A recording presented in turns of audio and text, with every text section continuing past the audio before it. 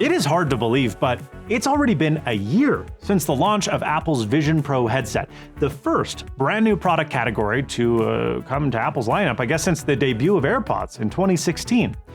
Now, I think it's safe to say that, this $3,500 face computer hasn't quite seen the same level of exuberance and enthusiasm as those wireless earbuds did. But as somebody who has used the Vision Pro rather frequently over the past 12 months, I also think it's unfair to write this thing off as a colossal failure or as a dead one and done. So let's revisit the past year and determine whether or not Apple has a path forward for this ambitious product. I did a thorough breakdown of the hardware at launch, and while most of my thoughts remain unchanged, go watch that video if you haven't seen it, living with the device long-term has cemented three fundamental truths. Number one, the micro OLED displays remain fantastic, the halo feature in this device, if you ask me, offering adequate resolution for most tasks. Some text-heavy Mac work can appear slightly soft around the edges, but I'm picking nits, quite literally. This is one of the most impressive displays I've ever seen inside of a head-mounted device, and one of the most impressive displays I've seen, period. Now, that's not to say they're perfect. There is a clear need for higher brightness levels. The current panels, they just don't deliver enough punch for that true HDR feeling, because 90% of their light transmission is lost through those pancake lenses. Now, while your eyes adjust with the light shield in place, it never delivers that, wow, this is bright experience, like watching a TV in a dark room can. And some particularly dark movie scenes in the headset can be difficult to make out because you get that low luminance OLED blotchiness. Number two, the pass-through cameras, in my opinion, remain the weakest point of the Vision OS experience, which is particularly disappointing since Apple's marketing positions them as fundamental to the entire Vision OS experience.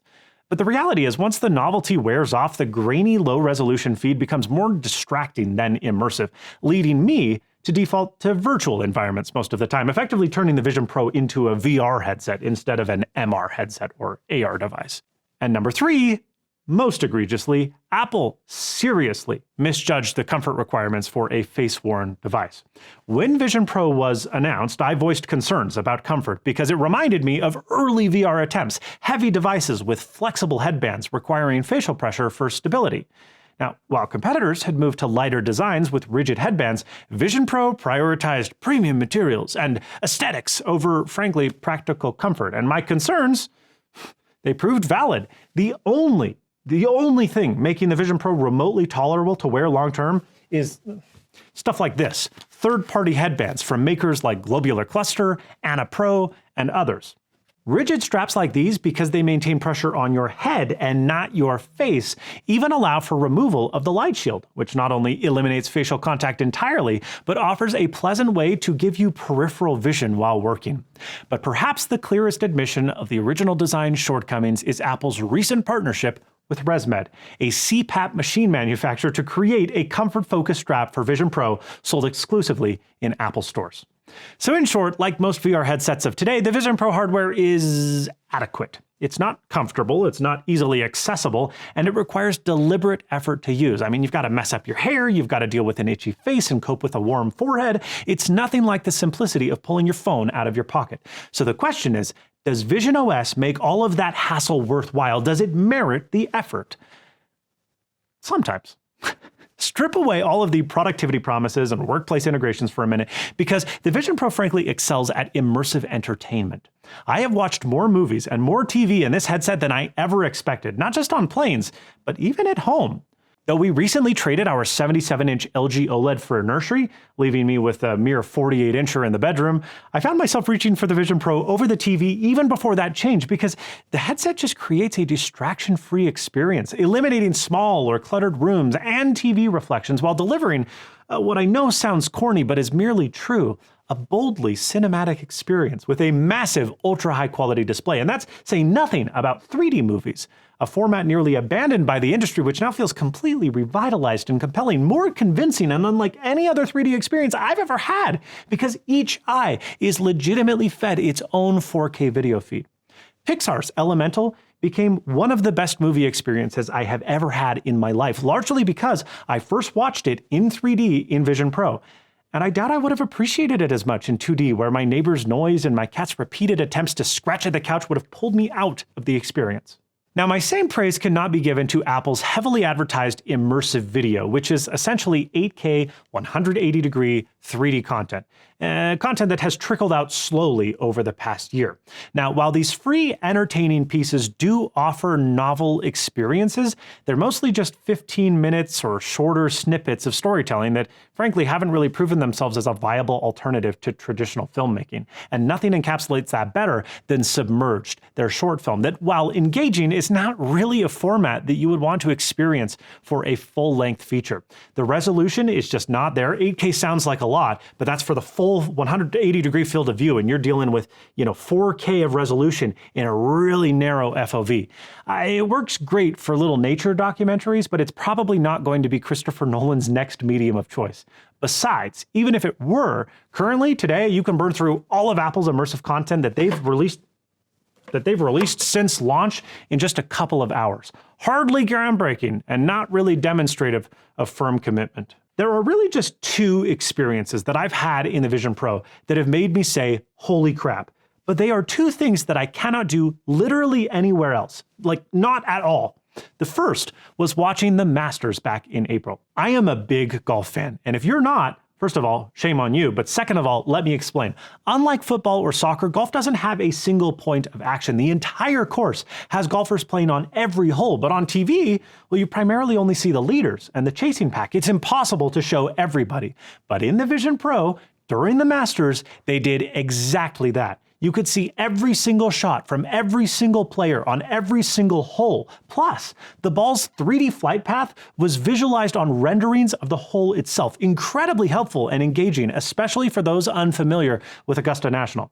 Golf, Formula One, and other individual sports like this have proven to not just be good, but better in VR and Vision Pro than they are on TV or online. And I hope that more pro sports make their way onto the headset because it truly is a game changer for sports consumption. Now, the other remarkable experience came as a surprise to me because, frankly, Apple barely mentioned it until it was shipping with Vision OS 2. Remember how the original headset unveiling suggested that you would put Vision Pro on to capture spatial moments in a somewhat dystopian fashion, and everybody made fun of it? And so in an iOS update later that year, they brought spatial photo capture to Pro iPhones. Well, none of that mattered, and none of it matters today because Apple quietly released the real killer app, which is the ability to convert any 2D photo taken at any time on any camera into a spatial photo. I have spent hours going through my childhood photos taken on film and early DSLRs, converting them to convincing 3D and reliving those memories in ways that I never thought was going to be possible. And frankly, looking back at pictures of my grandparents before they passed brought literal tears to my eyes on multiple occasions. It felt like they were almost there with me. And I know this sounds corny, but it really is incredibly special. And everybody who has tried it with their photos on my headset agrees it is remarkable. As a content consumption device, Vision Pro is aces. For all else, I'm a little bit less convinced. Now, I will say the previously mediocre Mac Virtual Display mode, the thing that everybody else, when the Vision Pro came out, was like, oh my gosh, this is a game changer. And I was like, are you guys using the same thing I'm using? This is like a pixelated, blurry mess. Yeah, that thing was fixed just a couple of months ago. They added support for ultra-wide resolutions of up to 10,240 by 2,880 pixels. While that resolution is absurdly large and requires excessive neck movement to go from edge to edge, there is also a new wide display setting that runs at a more practical 6720 by 2880 that fits nicely to within just outside the headset's field of view. You kind of gimbal your head, and that's it. It's great. And the update, at the same time as fixing resolution stuff, brought a number of important improvements that really pissed me off that nobody else seemed to be bothered by, like sharper text with reduced anti-aliasing, automatic audio pass-through to the headset from the Mac, and visual pass-through of the laptop's keyboard to the headset when you were in an immersive environment, and those still present, because of course nothing can be perfect, notably reduced input latency. It's honestly not a bad way to use a Mac anymore. But this brings us back to the intentionality angle. I wrote this entire script that you are hearing right now on my MacBook Air from my couch without the Vision Pro, simply because I didn't want to go upstairs to grab it and put it on. And if that's not a perfect illustration of intent and the intent problem associated with VR, well, I don't know what is. And that problem has extended to the device's app library.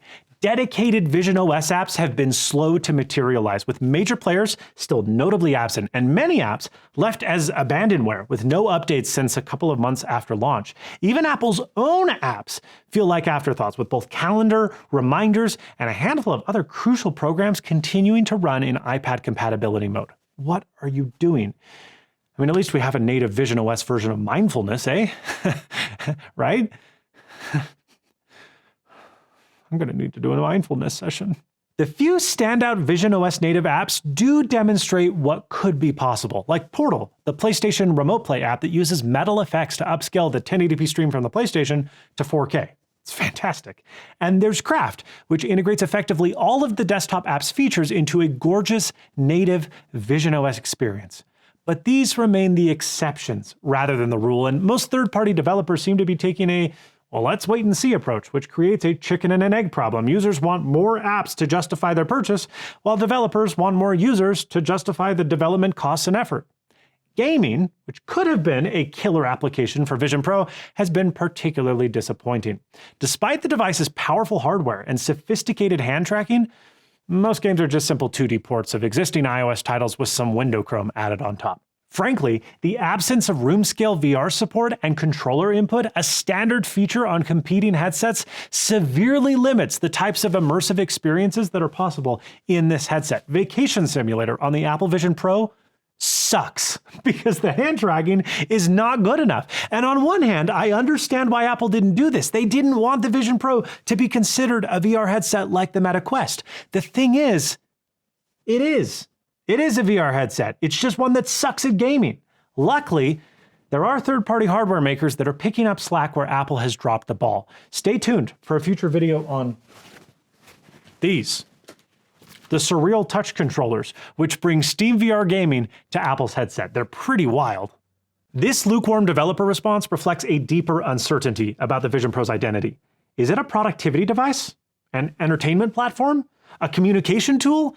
Apple's everything everywhere approach, while ambitious, has left the platform feeling unfocused and with developers uncertain where to invest their energy. The situation somewhat mirrors the early Apple Watch, in my opinion. If you go back and watch that original keynote, today's Apple Watch bears little resemblance. When was the last time you ordered an Uber ride from your watch? Or browsed your photo library, sent a digital touch message? Like Vision Pro, the Apple Watch launched without a clear identity, capable of doing a ton of things, but somewhat poorly. It only found its groove once the market revealed its true strengths: fitness tracking and notification management. So maybe, like the first-gen Apple Watch, this first-gen Vision Pro doesn't know what it wants to be yet. What do you do? It has been shouted from the rooftops that this device is a colossal failure because of that. But what is failure for a $3,500 face computer? Tim Cook himself told the Wall Street Journal just a few months ago that the Vision Pro has a limit to the number of faces it will be on, that at its current price, it's not a mass market product. Now, supply chain leaks have suggested that Apple has taken delivery of close to 600,000 headsets prior to shutting down production lines a few weeks ago. But much of that, let's be honest, is frankly inventory for the next year. Actual sales numbers are reported to be likely closer to 400,000, which puts Apple's total market share in the HMD space around 5%, in third place following Meta and Sony. And for a headset that costs literally 10 times more money than competitors' offerings, I think it's hard to consider this device a failure, especially given that the VR and AR market continues to grow year over year, albeit slowly. A new lower-cost headset, N109, that headset that's been rumored for ages, is now slated to be coming by 2027, with an expected 4 million unit ship. Now, 4 million, that's a lot more than projections for the Vision Pro, but it's still not enough to suggest that the headset will be mass market, and it will subsequently probably carry a price tag still over $1,500. So I return to the question once more: what does Apple want this to become? A toy for rich people? A productivity companion for Pro Max? Or a mainstream content consumption device? That answer will heavily dictate what is or isn't success. If they're hoping for mass market media player or communication device adoption like the next iPhone, this seems like they're a long ways off and frankly, on the wrong track. But if this is to be anything else, the Vision Pro can exist in Apple's lineup just fine and merit existence. There is a lot of stuff that they need to improve, but I have thoroughly enjoyed my time with the Vision Pro.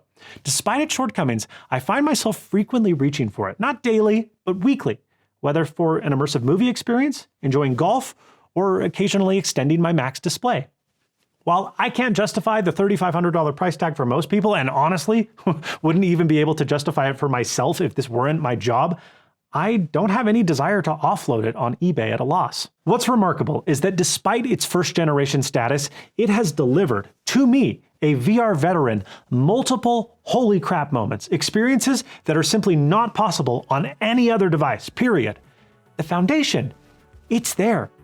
It is now up to Apple to build upon it, to refine the experience, and perhaps most critically, help bring it down to the mass market so that everybody can own one, not just the elite few. Well, folks, if you enjoyed this video, please let me know what you thought of it in the comments down below.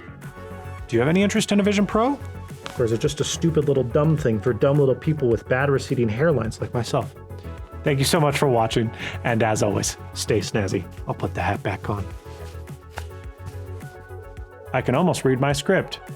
No, I can't. This pass-through sucks.